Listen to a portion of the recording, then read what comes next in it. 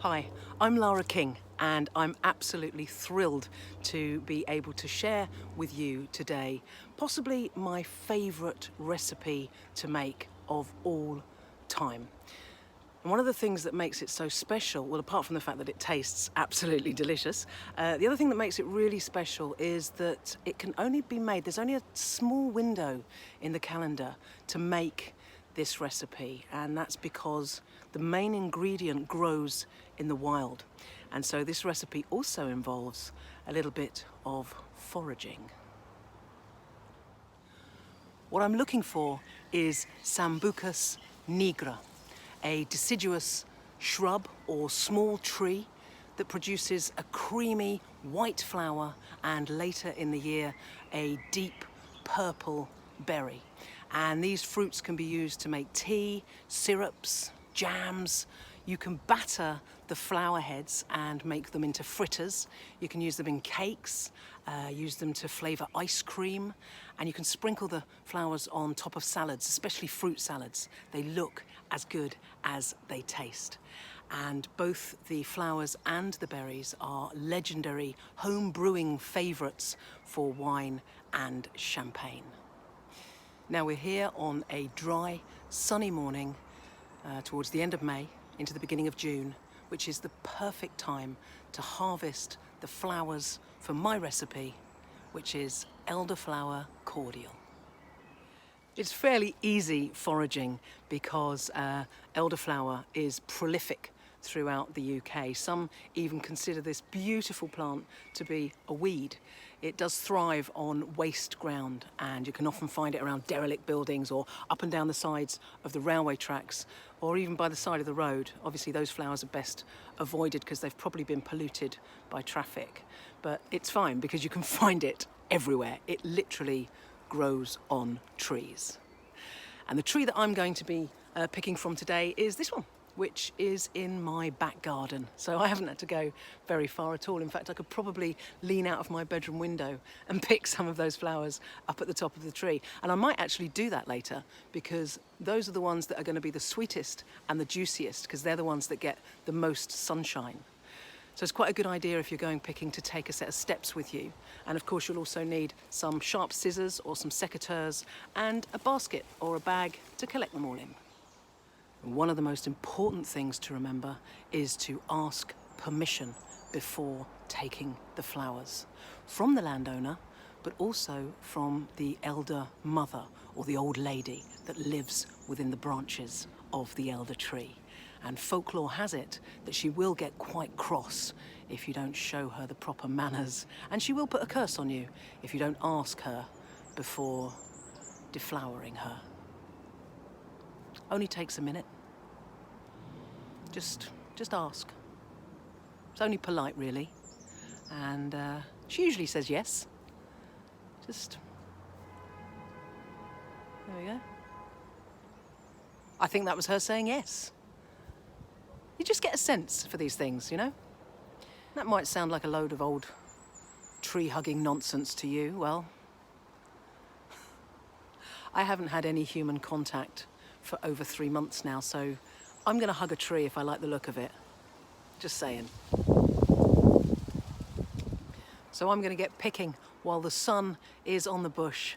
That's not a euphemism, it's just when the flowers are at their most open and their most fragrant. You can really smell this beautiful, delicate, delicious, divine fragrance in the air. If you can smell cat pee, don't pick those flowers because they will undoubtedly make your cordial taste like cat pee.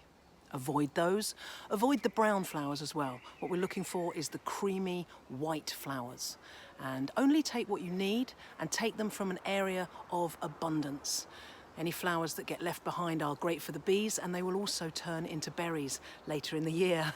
I'm starting to feel as if I might just make myself a headdress out of these flowers and dance around the tree. Or I might just pick some and go and make cordial. And just to clarify, that's 30 of these, not 30 of these, as one friend did make one year. It wasn't the tastiest. Let's just say it didn't really taste of anything. So I have boiled up 3 pints of water in a pan, and I am going to add to that an entire bag of sugar. That's a whole kilogram or 2 pounds of sugar, and I'm using golden caster sugar. Seems like an awful lot of sugar. It's actually less than quite a few of the recipes suggested. So if it doesn't taste sweet enough, I can always add some agave syrup later.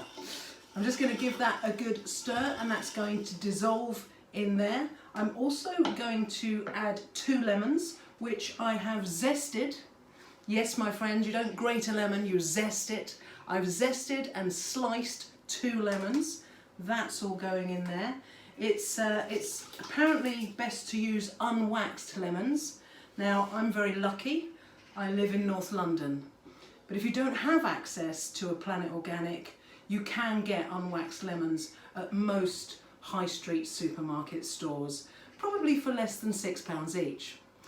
I've done the same with an orange, zested it and sliced it, and I'm going to put that in too. And that's the beautiful thing about home cooking, is you can pretty much do whatever you like. Don't forget to add your citric acid. I've got 50 grams of citric acid here, easy to say, especially if you've tasted it, because it is really, woo! It's tang-fastic. I don't know why I did that. Don't taste it, just put it in. Put it in, 50 grams of citric acid, and give that all a really good stir. And now for my flowers, my beautiful flowers, which smell divine. Now, I haven't washed these. I don't want to rinse all the pollen off them. What I have done is I've just given them a bit of a tap to get rid of all the bugs, and I've removed all the greenery. We don't want any of these stalky bits in our juice, because that will make it bitter. It's okay to eat a few bugs, but we don't want our juice to be bitter. So I'm just going to literally tip those in and give that one big stir. It smells absolutely amazing, and I'm just going to leave that now for at least 24 hours for it to just do its thing. I'm going to cover it in a tea towel and leave it overnight, checking it occasionally, probably coming and smelling it occasionally, and every once in a while I'll just come in and stir in a little bit more love. I've hugged a lot of trees today.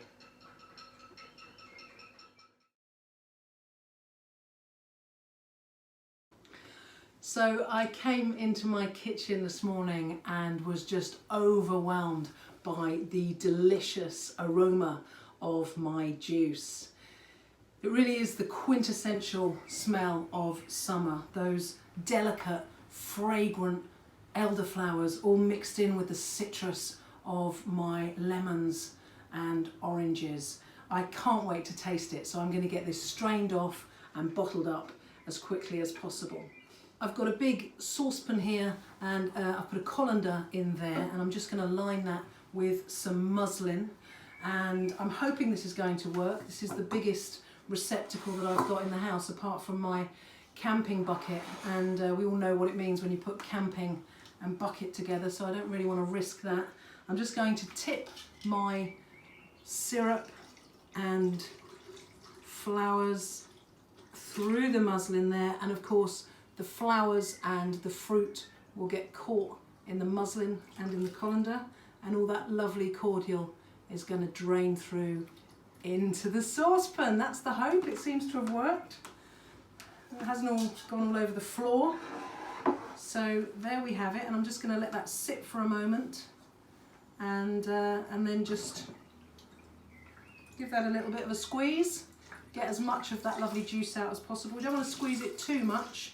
Just nicely, gently squeeze that, and there it is, ready to go straight into bottles and be enjoyed. You don't need to see that.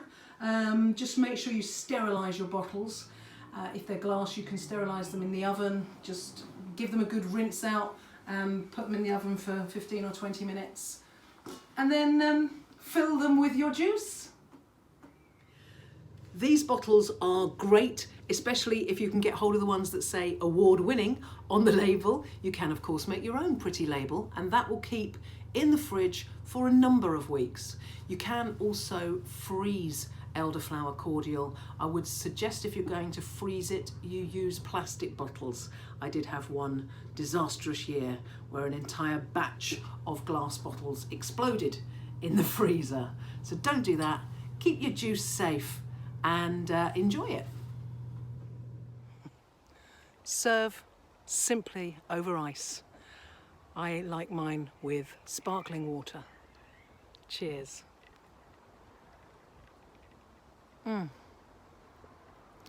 That is summer in a glass. Enjoy.